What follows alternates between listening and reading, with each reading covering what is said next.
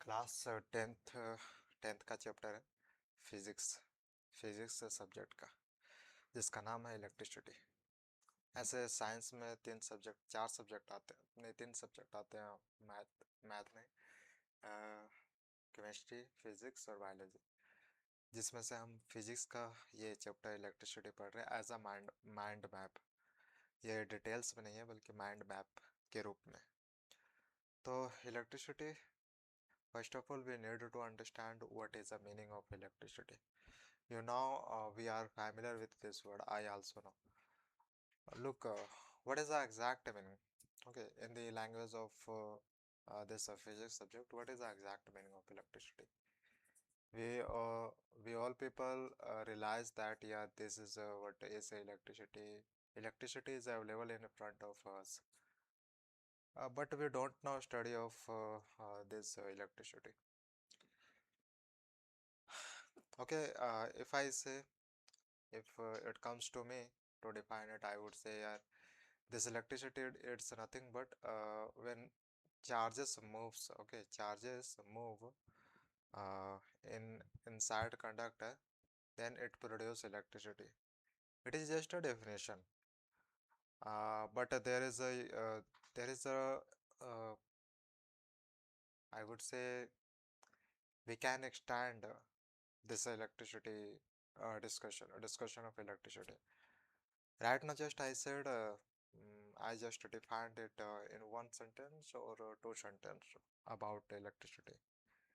We have this map which is talking about only electricity. So don't think that just I said it is when charges will move, then it will produce electricity. This is the truth. But apart from this, there are more things that we needed to discuss. I would say needed to understand, need to do analyze. Okay, as a student. So electricity. First of all, let's see symbols of something. Let me zoom in this part. This part. Here, first of all, we have a symbols of a components of a circuit diagram. Circuit diagram. Hold on. यानी circuit मतलब एक ऐसा circuit है जिसमें electricity produce हो। अच्छा, वो अलग मैटर है। यानी सर्किट मतलब कि उसमें कंपोनेंट्स होंगे, और वो जब हम उसे क्लोज कर देंगे सर्किट को तो इलेक्ट्रिसिटी प्रोड्यूस करेगा, अगर उसे ओपन कर देंगे तो इलेक्ट्रिसिटी प्रोड्यूस नहीं करेगा। तो इन दैट केस मैं ये कहना चाह रहा हूँ कि जब हम एक सर्किट बनाते हैं तो हम ये कंफर्म हो जाते हैं कि yes, this is related to electricity, like that we confirm to us कि हाँ, we are in the context of electricity when it comes to circuit. तो सर्किट से हम समझते हैं कि कुछ कंपोनेंट्स की ज़रूरत होगा ये इलेक्ट्रिसिटी या फिर करंट को प्रोड्यूस करने के लिए। तो हम फिलहाल इस पार्ट में सिर्फ सिंबल को देखेंगे।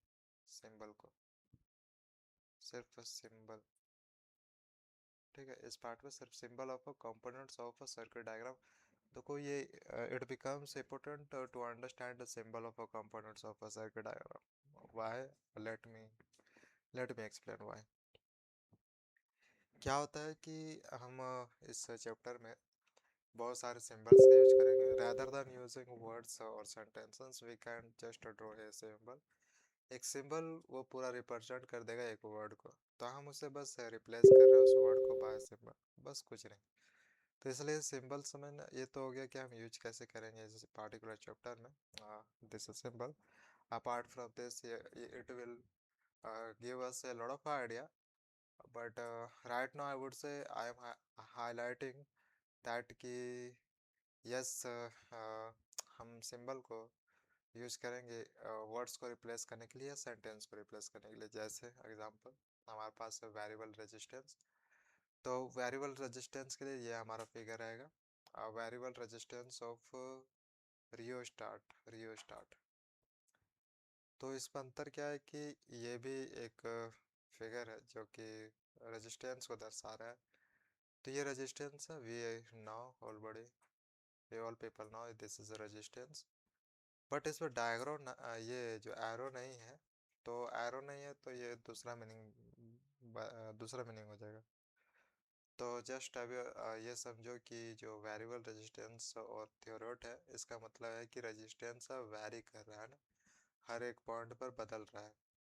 अगर इसको सिर्फ ऐसा डायरेक्ट रख दिया जाए तो इसका मतलब कांस्टेंट हो गया, जैसा कि बहुत ही, अगर आप if you are in 10th class तो शायद ही you will be familiar with this line which is known as a constant. But okay, इसका मतलब क्या है कि ये कांस्टेंट है। ओके, कांस्टेंट मतलब पॉइंट, हर एक पॉइंट पर ये अपने वैल्यू को बदल नहीं रहा है, हर एक पॉइंट पर सेम है।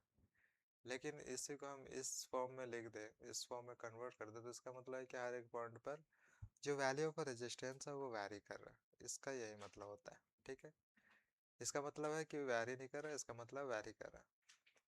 अच्छा, इसको देखेंगे, पहले यहाँ देख लेते हैं। Register, register looks like this, this is a resistor.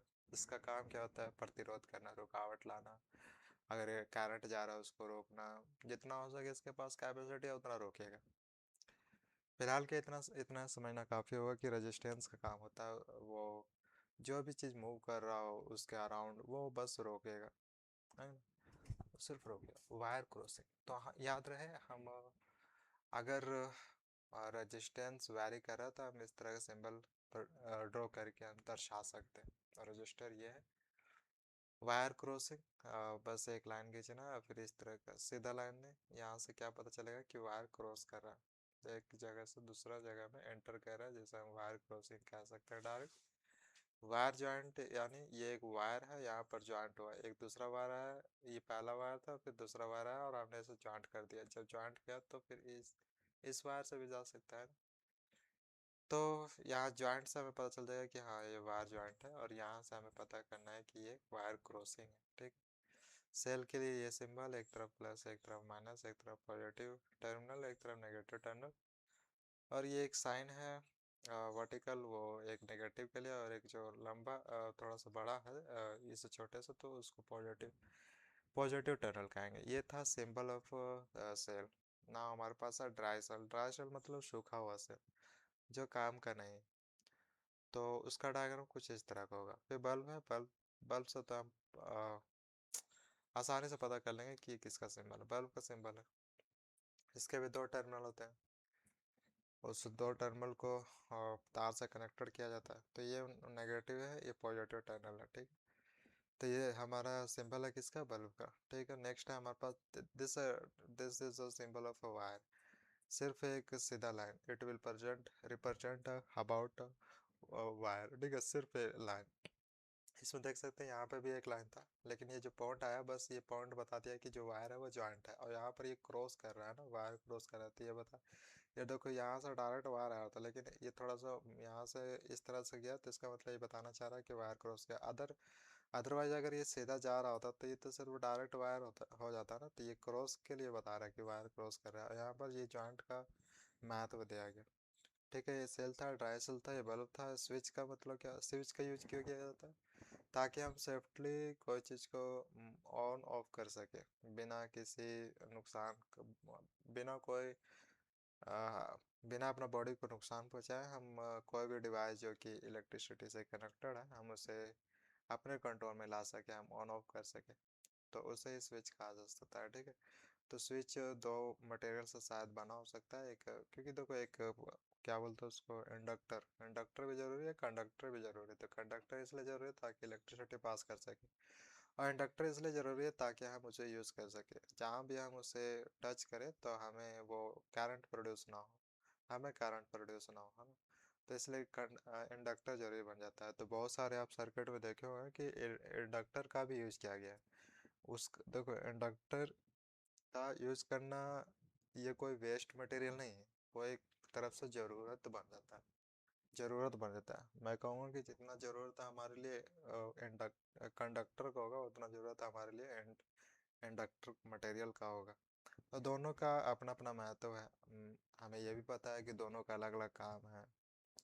जो काम इंडक्टर का है वो काम कंडक्टर नहीं कर सकता, जो काम कंडक्टर का है वो काम इंडक्टर नहीं कर सकता। दोनों का अलग अलग महत्व है। हम ये नहीं कह सकते कि देखो कंडक्टर तो भाई इतना सारा इलेक्ट्रिसिटी दे रहा है, लेकिन ये भी सोचने वाली बात है कि कंडक्टर नहीं होगा तो हमें सेफ्टी नहीं मिलेगा ना।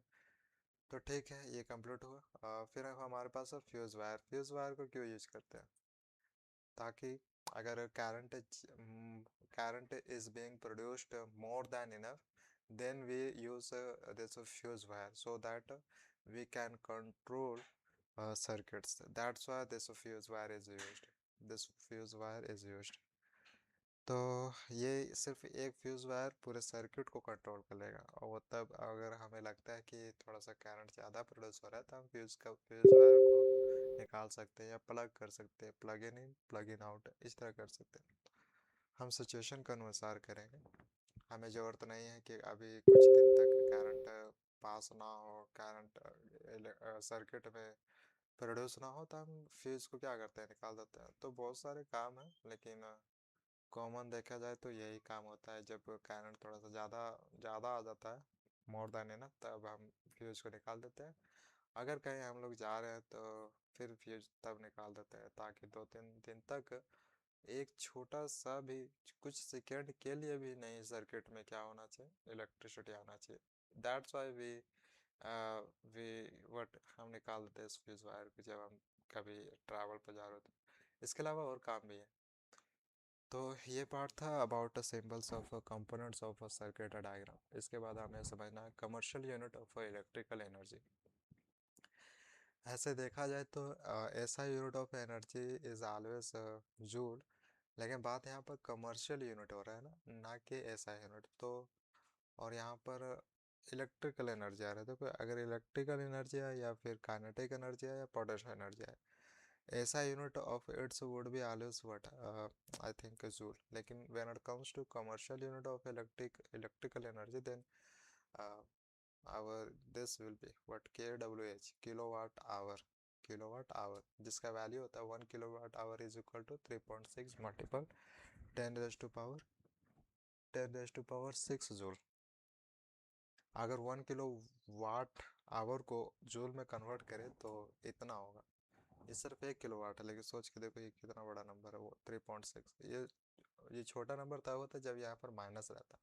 तो 3.6 मल्टीपल 10 रेज टू पावर 8, ये जूल में है, ठीक है। हमने सिर्फ इसे कन्वर्ट कर दिया जूल में। तो मैंने कहा था कि ज़्यादातर क्या होता है कि ऐसा यूनिट ऑफ एनर्जी हमें जूल ही मिलता है। तो बस अगर if you want to convert this 1 kilowatt hour into joule, then value will be this much, 3.6 multiple 10 raise to power 6 joule.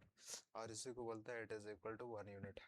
This is equal to 1 unit. आप सोच सकते हैं कि 1 यूनिट में इतना जूल होगा और इतना जूल 1 किलोवाट आवर के बराबर होगा। This was about a commercial unit of electrical energy. Now we are able to understand power, यानी कितना उस सर्किट के पास कितना पावर है। तो ये तो डिपेंड्स करता है ना कि कितने चार्जेस मूव कर रहे हैं। अगर कम समय में ज़्यादा चार्जेस मूव कर रहे हैं तो इसका मतलब that conductor has more power. अगर वही देखा जाए कम समय में बहुत ही कम चार्जेस मूव कर रहा है, तो इसका मतलब है कि जो पावर ऑफ द करंट है दैट इज लेस, है ना। तो exact meaning, let's see what is the exact meaning of a power. We represent this power, इसका जो फर्स्ट लेटर है पावर का, उसी फर्स्ट लेटर से हम इस पावर को रिप्रेजेंट करते हैं। P is equal to V आई।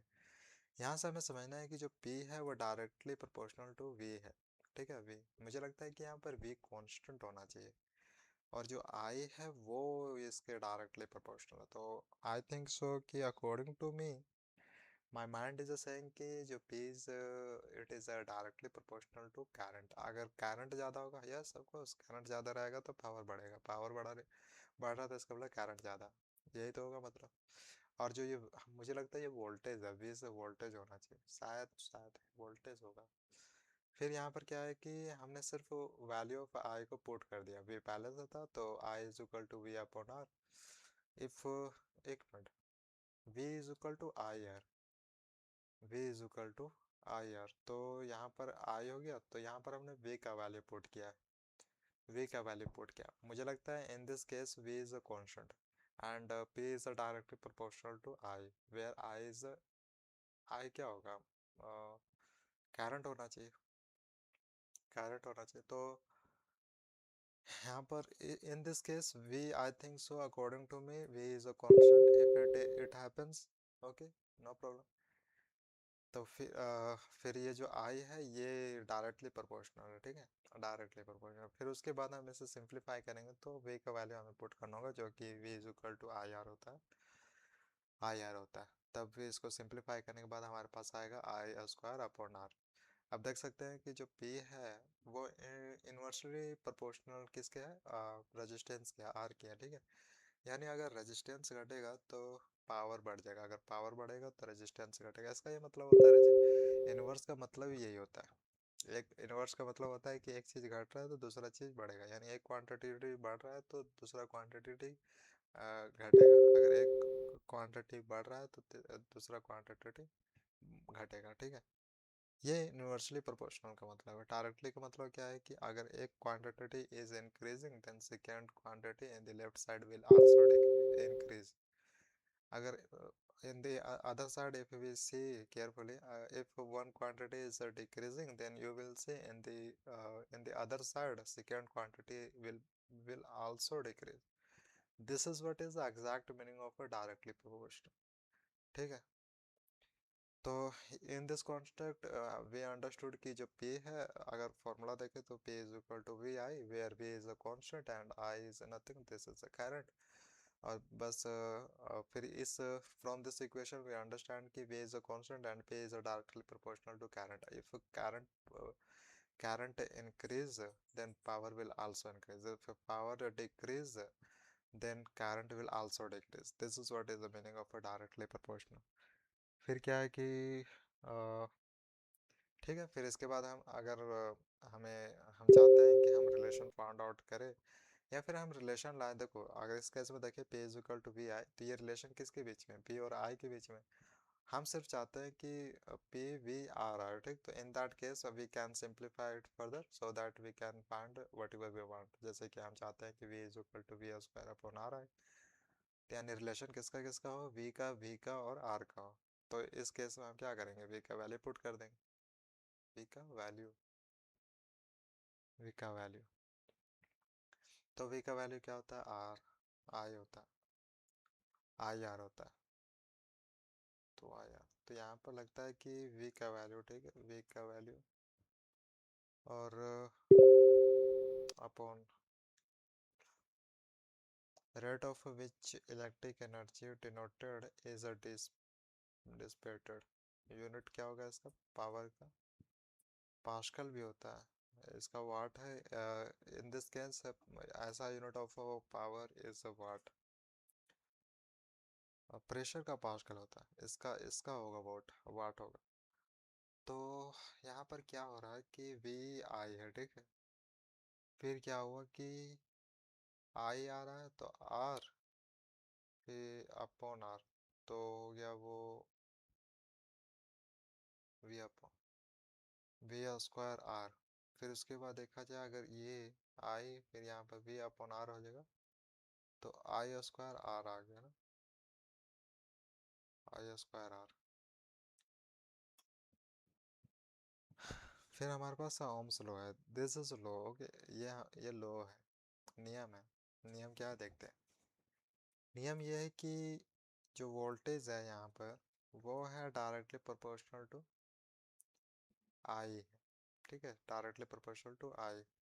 यानी सेम सेम डिस्कशन हो जाएगा, जैसे अगर v इंक्रीज करता है तो i विल आल्सो इंक्रीज, अगर v डिक्रीज करता है तो i will automatically decrease. where r is a constant called as a resistance, in this case r is a constant, in this case v was a constant।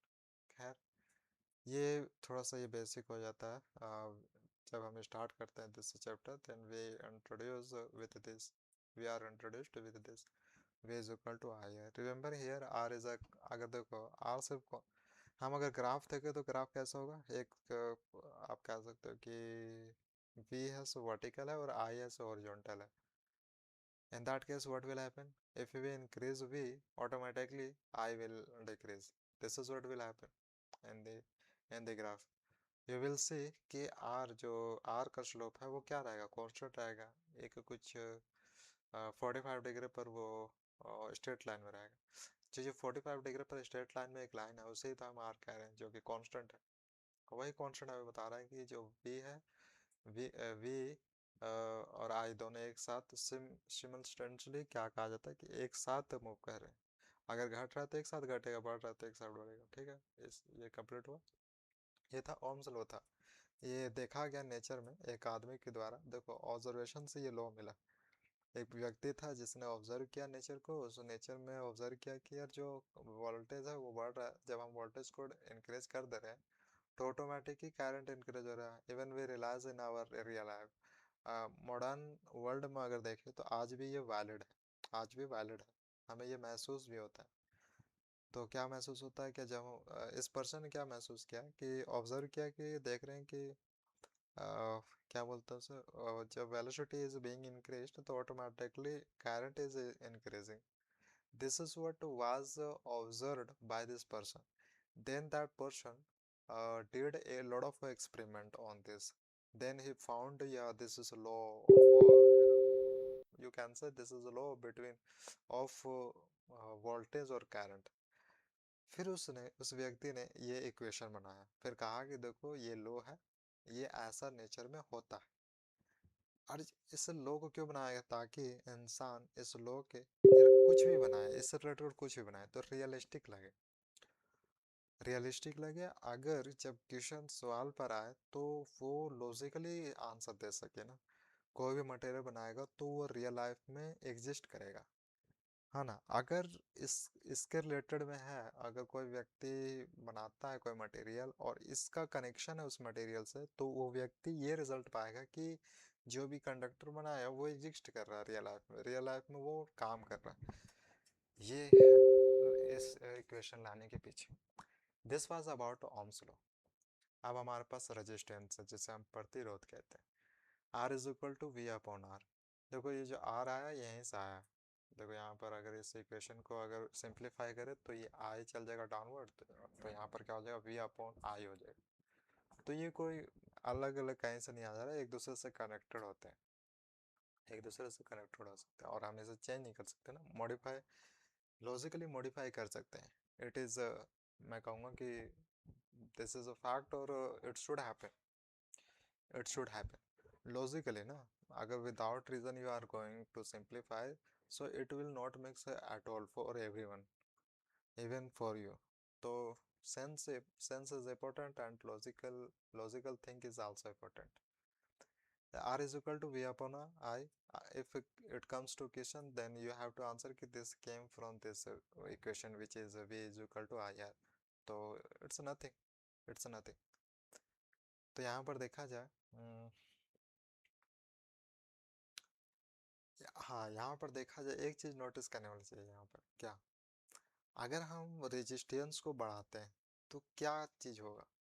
अगर resistance को बढ़ाएंगे तो जो moving of charges है, जो moment of charges है वो तो डिक्रीज करेगा, उसका कितना भी स्पीड हो। अगर हम धीरे धीरे रेजिस्टेंस को बढ़ाए, और रेजिस्टेंस का काम ही है प्रतिरोध करना, उसे रुकावट में लाना, मूविंग चीज को रुकावट लाना, और यहाँ मूविंग थिंग क्या, चार्जेस है। तो ऑफ कोर्स अगर वहीं इन द अदर साइड देखे, हम अगर रेजिस्टेंस को कम कर दें, है ना, धीरे धीरे कम कर दें, तो क्या होगा, जो मूव कर रहे होंगे चार्जेस, उनकी स्पीड बढ़ जाएगी। यही तो होगा, बाय नेचर भी यही होना है। और इस ये इक्वेशन भी वही कहना चाह रहा है, R is equal to V upon I. Voltage को अगर एक कांस्टेंट के रख दे, कांस्टेंट के रूप में रख दे तो अच्छा ही रहेगा। तो खैर यहाँ पर क्या है, वन अपॉन आई। तो यहाँ से हम क्या कहना चाह रहे हैं indirectly, what do we want to say, we are trying to say कि R is inversely proportional to I, inversely proportional to I. If we increase I then you will say कि आर इज डिक्रीजिंग। यानी it's all about, first of all you fix to yourself कि should I increase resistance or current। if if you are if you are confirm कि हाँ मुझे R को घटाना है बढ़ाना है, देखो आप क्या होगा कि अगर R को बढ़ाते हैं तो क्या होगा, ऑफ कोर्स ये ऑटोमेटिकली I will decrease। हम इसके पीछे का लॉजिक अब ये क्या समझेंगे कि I will decrease, it means कि speed of the charges will decrease. ये तो रीजन है, इसका मतलब यही तो हुआ। ठीक है, खैर ये बहुत हुआ इसमें।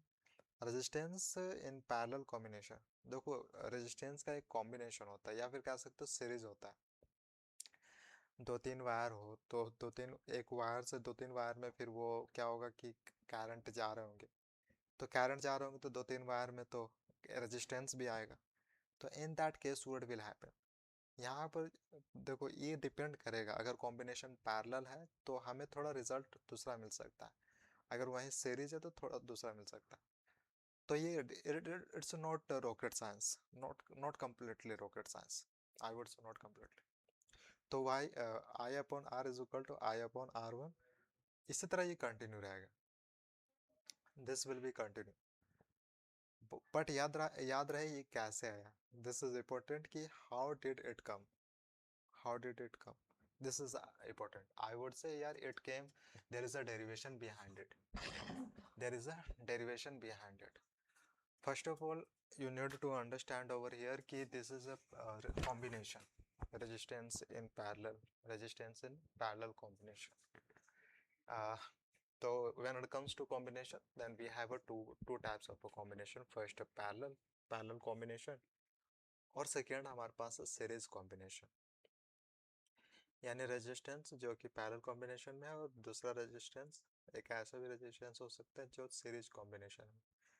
देखो सिंपल बात है, अगर सीरीज में तो हम उसे सबको ऐड कर देंगे, लेकिन पैरेलल में है तो इससे हम क्या समझ रहे हैं कि ये डिवाइड हो जा रहा है ना, ये जो रेजिस्टेंस है वो डिवाइड हो जा रहा है। ऑफकोर्स देखो इस वायर में, इस वायर में और इस वायर में, तीनों अलग अलग वायर, तीनों में अपना अपना क्या होगा, अगर वायर एक है तो रेजिस्टेंस भी एक ही होगा, रजिस्टिविटी एक है तो रेजिस्टेंस रेजिस्टेंस भी एक ही वैल्यू होगा इस सब के रेजिस्टेंस।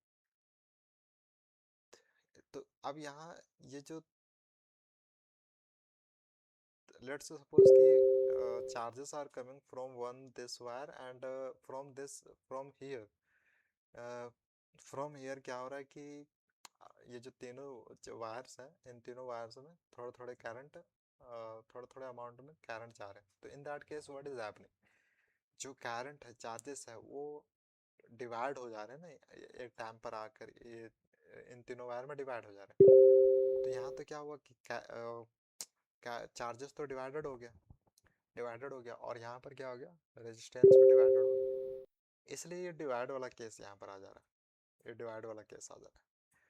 और सीरीज में क्या होगा, सीरीज में क्या होगा कि इससे यही यहाँ पर ही रेजिस्टेंस होगा और ये सीधा एक ही वायर में जा रहा है, तो इसलिए हम इसे टोटल कर देते हैं, ऐड कर देते हैं। बट यहाँ यहाँ याद रहे कि हमारा फोकस रेजिस्टेंस पर है, अगर रेजिस्टेंस पर है तो हमें तो we have to talk about current, because it is related to this resistance, R is equal to V upon I। देखो अगर if you want to know कि how did it come, I would say this is a basic, तो I will discuss और I will tell you कि how did it come, मैं derivation के through बताऊंगा कि ये कैसे है। खैर ये था, दिस वाज अबाउट रेजिस्टेंस। हम रेजिस्टेंस में पहले हम रेजिस्टेंस का मीनिंग जानते हैं, उसके बाद हम टाइप्स ऑफ, या फिर कह सकते हो कि जो कॉम्बिनेशन होता है रेजिस्टेंस का, वो resistance is in parallel combination होता है, फिर दूसरा रेजिस्टेंस इन सीरीज कॉम्बिनेशन होता है, और ये फार्मूला है जिसे हम यूज करते हैं अपने न्यूमेरिकल्स में। ठीक है, फिर हमारे पास है इलेक्ट्रिक करंट, यहाँ पर, यहाँ से तो स्टार्ट होता है इलेक्ट्रिक करंट, जिसे हम कहते हैं this is equal to, I think we represent this electric current by this symbol I, और चार्ज को रिप्रेजेंट किया जाता है क्यू से, और टाइम को रिप्रेजेंट किया जाता है टी से। ठीक है, I is equal to Q upon T, जहाँ पर क्यू ऐसे चार्जेस है और टी ऐसे टाइम है, कितने चार्जेस पास किए, कितने टाइम में, कितने टाइम में कितने चार्जेस पास किए, that is what is a current. जैसे कि ये हमारे पास वायर है, ठीक है, ये वायर है, इस वायर में इतने डिस्टेंस में, इतने डिस्टेंस में, और लेट्स सपोज 1 सेकेंड में कितने चार्जेस मूव किया, यही हमारा करंट होता है। अब एक लिमिट कर दो, टाइम को कांस्टेंट कर दो कि हम इतने, ठीक है, अब बस वो क्या है, उसको बढ़ा दो, चार्जेस को बढ़ा दो, तो इसका मतलब क्या, हम अगर चार्जेस को बढ़ा देंगे तो इसका मतलब क्या समझेंगे कि करंट ज़्यादा है, अगर चार्जेस को घटा देंगे या फिर speed of charges if we decrease, तो वी विल अंडरस्टैंड कि जो करंट है दैट इज लेस, बोलेंगे कम है।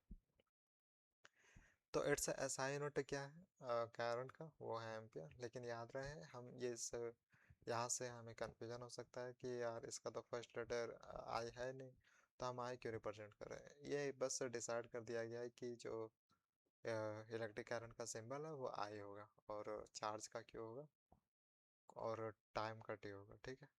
और इट्स ऐसा यूनिट यानी एम्पियर है, वो ऐसा यूनिट ऑफ इलेक्ट्रिक करंट का है।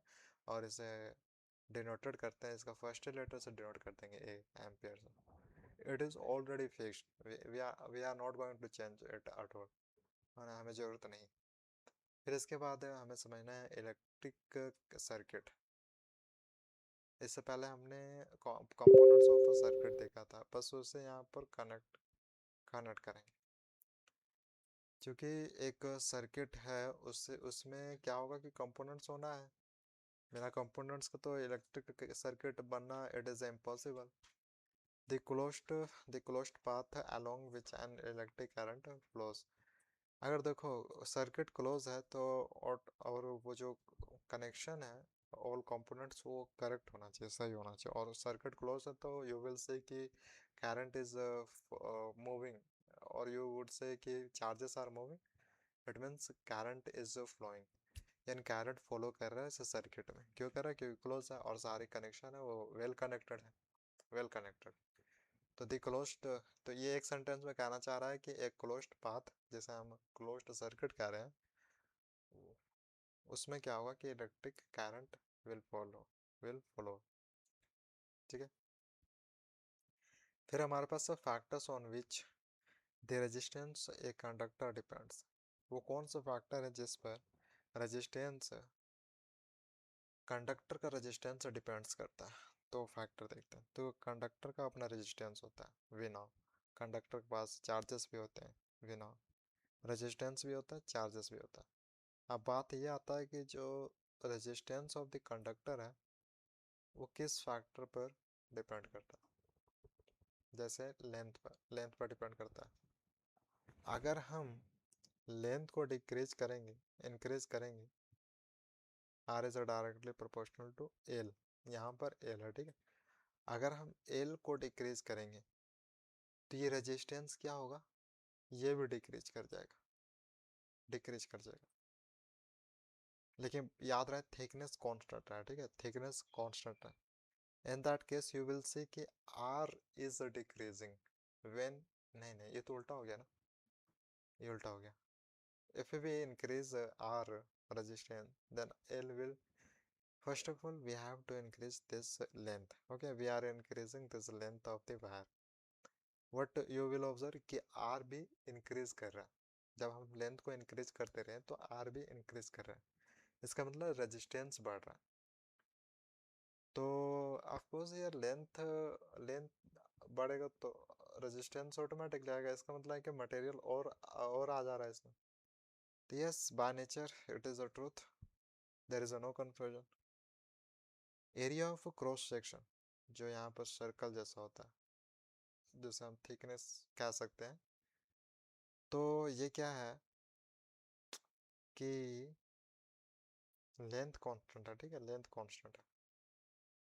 अब एरिया, अगर हम एरिया को घटाएं तो रेजिस्टेंस बढ़ेगा, इसका मतलब यही है। एरिया घटाए तो रेजिस्टेंस बढ़ेगा, यहाँ उल्टा, यहाँ उल्टा है, एरिया घटाए तो रेजिस्टेंस बढ़ेगा।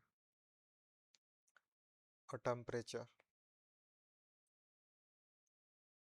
टेम्परेचर में क्या होगा, देखो कोई भी कंडक्टर लो, अगर उससे टेम्परेचर प्रोड्यूस करोगे, हीट प्रोड्यूस करोगे, तो रेजिस्टेंस भी प्रोड्यूस होगा, रेजिस्टेंस भी प्रोड्यूस करेगा, ठीक है, रेजिस्टेंस भी प्रोड्यूस करेगा automatically. Nature of the material, ये नेचर मटेरियल के नेचर पे भी डिपेंड करता है। अगर आप सिर्फ वायर ले रहे हैं तो जो नेचर ऑफ द मटेरियल वो वायर हो गया, आप उसको कंपेयर करोगे वो आयरन से या किसी और से, तो उसका नेचर दूसरा हो जाएगा ना, बदल जाएगा। उसका नेचर बदल जाएगा, उसमें रेजिस्टेंस कम ज़्यादा हो सकता है। तो सबके अपने अपने नेचर है। मटेरियल अलग हुआ तो नेचर अलग हो जाएगा। तो इस केस में हमने समझा कि जो रेजिस्टेंस ऑफ ए कंडक्टर है वो डिपेंड करता है, लेंथ पर डिपेंड करता है, एरिया ऑफ क्रॉस सेक्शन पर डिपेंड करता है और टेम्परेचर पर डिपेंड करता है, साथ ही साथ नेचर ऑफ द मटेरियल पे भी डिपेंड करता है। इसके बाद हमारे पास है इलेक्ट्रिकल पोटेंशियल और पोटेंशियल पोटेंशियल डिफरेंस। ये भी बहुत ज़रूरी है। देखो, अगर पोटेंशियल डिफरेंस होगा तभी तो करंट फॉलो करेगा। ठीक है, current is moving, charges are moving, लेकिन there is no difference. It means we are understanding that current is not coming. तो पोटेंशियल डिफरेंस होना क्यों जरूरी है, इसको देखते हैं। यह सेम उसी तरह जिस तरह वाटर एक कंटेनर में होता है। दो कंटेनर लो और दोनों कंटेनर में वाटर भरो और एक पाइप को इस तरह कनेक्टेड कर दो, और लेवल एक में कम होना चाहिए वाटर का एक कंटेनर में, और दूसरा कंटेनर में लेवल डिफरेंट होना चाहिए वाटर का। अब इस केस में क्या होगा कि फॉलो ऑफ वाटर देखोगे सेम ऐसा इन द कॉन्टेक्स्ट ऑफ इलेक्ट्रिसिटी होता है। अगर दोनों इक्वल रहेगा तो फॉलो तो नहीं देखा जाएगा बाय नेचर, प्रकृति के हिसाब से तो फॉलो तो नहीं होगा। फॉलो तब होगा जब डिफरेंस हो, एक में कम हो दूसरा में ज़्यादा हो, तब ये फॉलो हो सकता है। सेम यहाँ पर इलेक्ट्रिक पोटेंशियल और पोटेंशियल डिफरेंस में होता है work done to move a unit charge. यानी वर्क डन हो,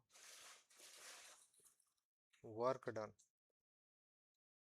वर्क डन का मतलब क्या हुआ, पोटेंशियल होगा तब वो काइनेटिक एनर्जी में बदलेगा।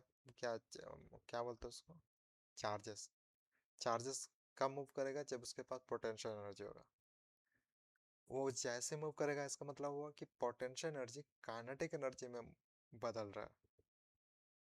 मूविंग मतलब काइनेटिक एनर्जी, पोटेंशियल एनर्जी यानी उसे एक हाइट पर रख दिया जाए तो पोटेंशियल एनर्जी आ जाता है, सिंपल भाषा। तो work done to move a unit charge from one point to another point, एक पॉइंट से दूसरे पॉइंट से जितने भी चार्ज मूव होते हैं चाहे किसी भी द्वारा से हो, वर्क डन तो हुआ। यानी एक पॉइंट से दूसरे पॉइंट तक वो चार्जेस मूव किए, इसी को हम कहते हैं वर्क डन। और ये भी कहा जाता है कि जो वर्क डन है that is equal to kinetic energy. Kinetic energy, kinetic energy कैसे होगा, जब उसे फोर्स लगेगा। Force, work done is equal to force multiple displacement. जब हम फोर्स लगाएंगे और बॉडी डिस्प्लेस करेगा तो इसका मतलब क्या हो, काइनेटिक एनर्जी में आ गया। तो क्या यहाँ से कहा जा सकता है कि work done is equal to kinetic energy. K is equal to I think 1 upon 2 mv square, where m is a mass and v is a velocity of a body, of the body। यहाँ पर body charges है, यहाँ पर body charges है। खैर हम यहाँ पर क्या समझे कि एक पॉइंट से दूसरे पॉइंट तक अगर चार्जेस मूव करेगा तो इसका मतलब है कि वो वर्क डन किया। और वर्क डन कैसे हुआ, फोर्स लगा होगा और फिर उसने डिस्प्लेस किया होगा। और यहाँ से हम कह सकते हैं कि ये काइनेटिक एनर्जी में आ गया, है ना। और ये तभी पॉसिबल हुआ जब डिफरेंस रहा, पोटेंशियल पोटेंशियल डिफरेंस रहा। इसके बाद हमारे पास है danger of miss handling electrical applications. देखो, एक तरफ इसके नुकसान भी है, एक तरफ ये यूजफुल भी है, एक तरफ हार्मफुल भी है। अगर हम इसे मिस यूज करेंगे तो ऑफकोर्स हमें रिजल्ट कुछ और ही मिलेगा, नुकसान जैसा मिलेगा। तो danger of miss handling electrical application क्या होगा, इलेक्ट्रो क्वेश्चन हो गया, फिर इलेक्ट्रिकल शॉक हो गया, एक्सप्लोजन, फायर, एक्सप्लोजन देखने को मिलेगा। इसलिए मिस यूज ना किया जाए वही बेहतर है, वही बेहतर है। अगर एक वायर है जो कि नेक्ड वायर है, ठीक है, नेक्ड वायर, छिला हुआ वायर है। अब उसमें क्या हो रहा है कि चार्जेस मूव कर रहे हैं, तो what will you do if you do कि your mind is saying let me touch this naked wire, what will be result at the end, You will say you got shock. This is what will happen. This is a misuse. This is misuse, ठीक है। तो हमें ये भी देखना चाहिए कब क्या करना है। हम नेक्स्ट वायर है तो हमें उससे टच करने की क्या जरूरत है। You will your body, you will you will say कि देर विल, आप अपने बॉडी को ही नुकसान पहुंचाओगे इस तरह करने से। एक्सप्लोनेशन भी हो सकता है, फायर भी हो सकता है। किसके थ्रू? इस इलेक्ट्रिसिटी के थ्रू। तो इसके अगर मिस यूज करेंगे तो आपको रिजल्ट कुछ इस तरह का मिलेगा। फिर इसके बाद है रजिस्टिविटी। देखो दोनों एक दूसरे से कनेक्टेड है, resistance and resistivity, but it can't be said कि both are equal, no not at all. या इट कैन बी सेड कि both are connected to each other. Resistivity एक रो है, रो जिसे हम कहते हैं रो, नॉट डेंसिटी। यार resistivity is equal to R A upon A upon L, where r is a resistance and a is area और l is a length है।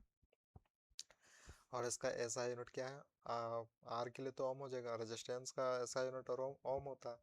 और ए के लिए मीटर और एल के लिए, होल्ड ऑन, ए के लिए मीटर या मीटर स्क्वायर अपॉन मीटर। तो मीटर से मीटर कट गया, बच गया मीटर। तो यहाँ पर ओम और मीटर बच गया ना, ओम और मीटर। तो फाइनली ऐसा यूनिट ऑफ रजिस्टिविटी क्या हो जाएगा? Ohm meter. It depends upon the nature of the material, ये भी डिपेंड करता है मटेरियल के नेचर पर। ये रो है जिसे हम रजिस्टिविटी को दर्शाते हैं, ठीक है। जूल्स लॉ, इससे पहले हमने ओम्स लॉ देखा था, और भी था क्या? सिर्फ ओम्स लॉ था। फिर हमारे पास जूल्स लॉ, यानी joule heating effect, in the context of heating effect. इसका मतलब समझो, एच का मतलब हीट है, ठीक है, एच का मतलब हीट है। अब इस इक्वेशन को समझो, H is equal to I I square R T. अगर हम एक कंडक्टर को हीट प्रोड्यूस करेंगे तो first of all what will happen according to you will see. अगर हम हीट प्रोड्यूस करते हैं एक कंडक्टर को, तो उसमें चार्जेस मूव करेगा, आटम्स मूव करेंगे, तो आई स्क्वायर। हाँ, वो मटेरियल के पास अपना खुद का रेजिस्टेंस होता है, खुद का रेजिस्टेंस होता है। H is equal to I square R T. फिर हमारे पास है क्या? T, I square R T. जहाँ पर आई स्क्वायर आर क्या है? ये वैल्यू है वी का, वैल्यू है वी का। और टी कह सकते हो टाइम, शायद it should be time, it should be time. Am I right? अब यहाँ पर क्या होगा कि वी आई टी। अब ये 1 calories is equal to 4.18 joule. पहले के ज़माना में जूल कहने के बजाय कैलोरी कहा जाता था। अब कैलोरी का एक और वर्जन आ गया जैसे हम जूल कह रहे हैं। खैर, तो यहाँ पर क्या होगा कि 1 कैलोरी इज इक्वल टू कितना है? 4.18 जूल, ठीक है। V L T, V L T.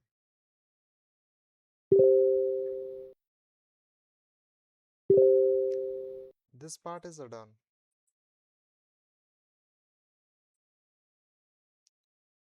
This part is done. एक बार हम रिकैप की तरह देखते हैं, ताकि ऐसा ना लगे कि हमने ज़्यादा कुछ पढ़ लिया हो। कुछ नहीं है, बस एक दूसरे से कनेक्टेड है। थोड़ा सा न्यू है तो लग सकता है कि बहुत कुछ पढ़ लिया है। First of all we saw symbols of components of circuit diagram. ये इंपॉर्टेंट सर्किट बनाने के लिए हो जाता है, और बहुत जगह पर हम बार बार वर्ड्स यूज करने की जगह हम सिंबल का यूज कर लेते हैं, इसलिए ये थोड़ा सा यूजफुल बन जाता है एक तरफ से, ठीक है। तो अगर रेजिस्टेंस वायर कर रहा है तो हम इस तरह का फिगर ड्रॉ करेंगे, और रेजिस्टेंस का फिगर भी ऐसा ही होता है कि वायर क्रॉसिंग के लिए एक सीधा तो लाइन जा रहा होता है, वो वायर को दर्शाता है, लेकिन क्रॉसिंग के लिए हम बस इस तरह का फिगर ड्रॉ कर देंगे। वायर जॉइंट, ये जॉइंट को दर्शाएगा जहाँ पर वायर एक दो वायर कनेक्टेड हो रहे हैं। फिर सेल के लिए प्लस माइनस, एक छोटा सा जो वर्टिकल है वो माइनस के लिए, और बड़ा सा जो वर्टिकल है वो प्लस के लिए, नेगेटिव टर्नर पॉजिटिव टर्नर।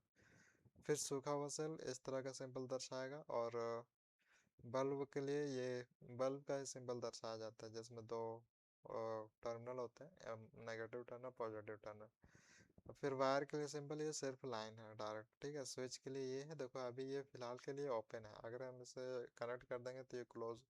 अब ये क्या करेगा, वायर को प्रोड्यूस करेगा, करंट को प्रोड्यूस करेगा। तो इसका मतलब क्या हुआ कि यहाँ तक सिर्फ चार्जेस आ जा रहा है, इसके आगे कहाँ जाएगा। तो ये तब इसमें जब इसे इसको कनेक्ट कर देंगे तब ये अपना फ्लो स्टार्ट कर देगा। तो सिर्फ यहाँ तक चार्जेस आ पा रहे हैं ये, इसलिए इस यहाँ पॉइंट से इस पॉइंट में नहीं जा पा रहे हैं, क्योंकि दोनों में क्या है, गैप है। तो फ्यूज वायर के लिए फिगर हम इस तरह से दर्शाएंगे। Commercial unit of electrical energy का क्या होगा, याद रहे उसका होगा 1 किलो वाट, ठीक है, 1 किलो वाट, या फिर शॉर्ट में कह सकते हो KWH, और हम इसे कहते हैं किलोवाट आवर, किलोवाट आवर, ठीक है। और 1 kilowatt hour it is equal to 3.6 multiple 10 raise to power 6 joule, which is equal to 1 unit. फिर हमारे पास पावर था, पावर में देखा कि it is equal to P is equal to VI, और यहीं बस उसको सिंबल सिंप्लीफाई किया हमने, तो ये it P is equal to I square upon, और ये अगर हम इसे डिफाइन करें तो rate at which electrical energy it is denoted is a displayed unit. इसका यूनिट क्या होता है, वाट, वॉट होता है, इसका यूनिट वॉट होता है। Ohm's law, Ohm's law.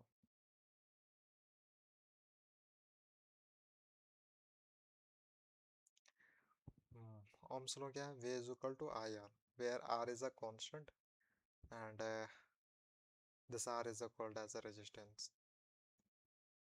Resistance, यहीं से हमारा रेजिस्टेंस आता है। ओम्स लॉ क्या है कि दिस, ये कहता है कि अगर ये कहता है इसका इसका स्टेटमेंट था कि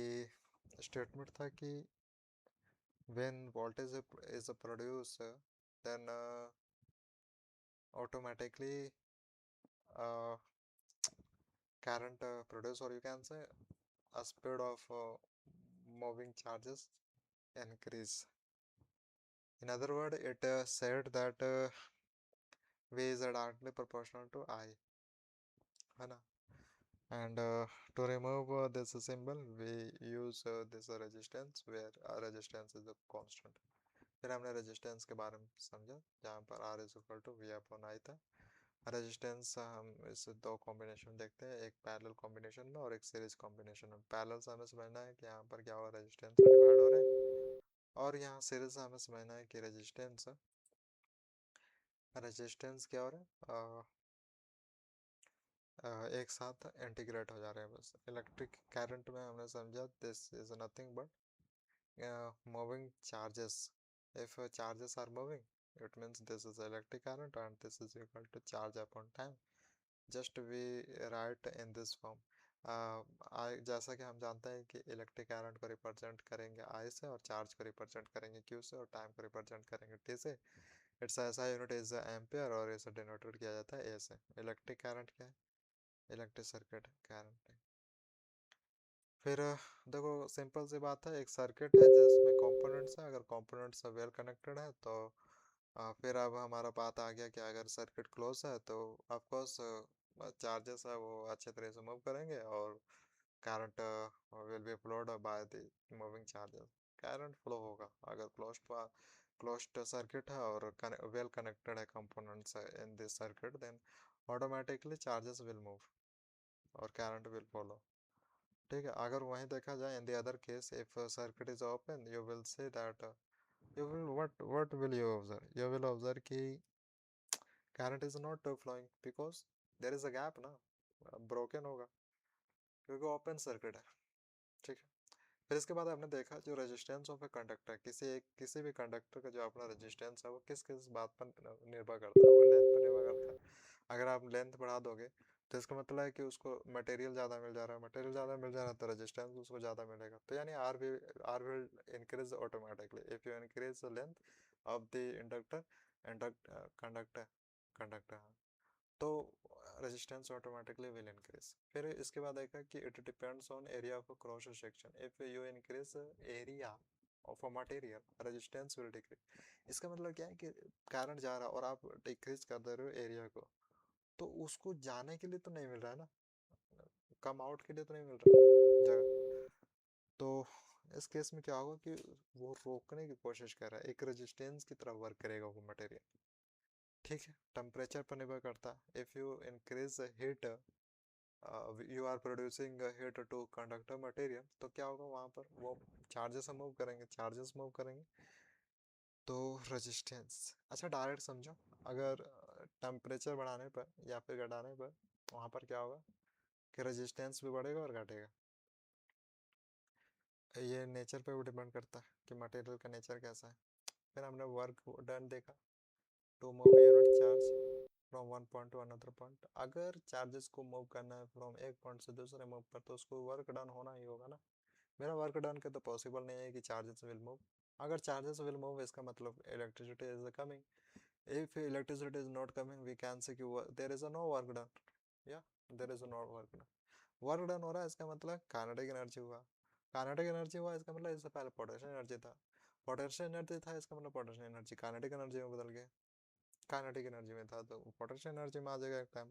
ऐसा ही तो होता है, कंजर्व रहता है, कंजर्व रहता है। पहले अगर पोटेंशियल में तो फिर काइनेटिक आ जाएगा, फिर पोटेंशियल में आ जाएगा, फिर काइनेटिक, कुछ इस तरह का सिलसिला चलता रहता है। खैर ये पॉइंट था अबाउट पोटेंशियल। देखो यहाँ पर पोटेंशियल डिफरेंस होना जरूरी है, अगर इक्वल हो जाएगा, लेवल बराबर है तो of course electricity will not come. Difference होना जरूरी है, इसे हम कनेक्टर कर सकते हैं, जो वाटर एक कंटेनर में रहता है और दोनों का जो लेवल होता है अप डाउन रहता है, नॉट इक्वल। अगर अप डाउन है तो ऑफकोर्स फॉलो होगा एक ये देखा जाएगा कि जो वाटर है from one container is going to another container. Reason is that कि जो level of the water in one container is more, is at a height, is a more height as compared to second container जिसमें water है उसका level कम है। ठीक है, इन that case water will come out of from first container and it will go in this second container. Why will it happen? Reason is there is a difference, level is not equal, level of the water in both the container is not equal. If you increase the height of the any container and the second container is as it, you will see, but what will you observe कि जो follow है वो और बढ़ जाएगा ना, वो और बढ़ जाएगा if you increase height then। फिर इसके बाद हमने देखा कि इसका मिस यूज़ क्या है। मिस यूज़ करने पर हमें इलेक्ट्रिकल शॉक मिल सकता है, एक्सप्लोजन मिलेगा, फायर मिलेगा, बहुत तरह के मिलेंगे, जैसा सिचुएशन वैसा। रजिस्टिविटी क्या है, जिस तरह से डेंसिटी होता है उसी तरह रजिस्टिविटी होता है हमारी इलेक्ट्रिसिटी में, तो इसे हम रो से रिप्रेजेंट करते हैं। और याद रहे रो डिपेंड रहता है किस पर, आर पर, रेजिस्टेंस पर, एरिया पर, लेंथ पर। ठीक है, इसका ऐसा यूनिट ओम मीटर, इससे सिंप्लीफाई करोगे तो ऑटोमेटिकली ये आ जाएगा। It depends upon the nature, ये नेचर पे भी डिपेंड करता है रेजिस्टिविटी। नेचर क्या है मटेरियल का, सबका अपना अपना अलग अलग नेचर होता है तो आपको रेजिस्टिविटी भी अलग अलग होगा। Joules law heating effect, heating effect देखिए, अगर हीट प्रोड्यूस करोगे तो चार्जेस मूव करेंगे, चार्जेस मूव करेंगे तो करंट आएगा, उसके मटेरियल के पास रेजिस्टेंस होगा। टी के लिए मुझे लगता है ये टाइम है। खैर यहाँ से सिर्फ यहाँ से सिर्फ इतना समझना है कि जो वन कैलोरीज है वो इक्वल कितने जूल की है, तो 4.18। That is enough, that is enough about electrical potential, potential. ठीक है, इतना इनफ है।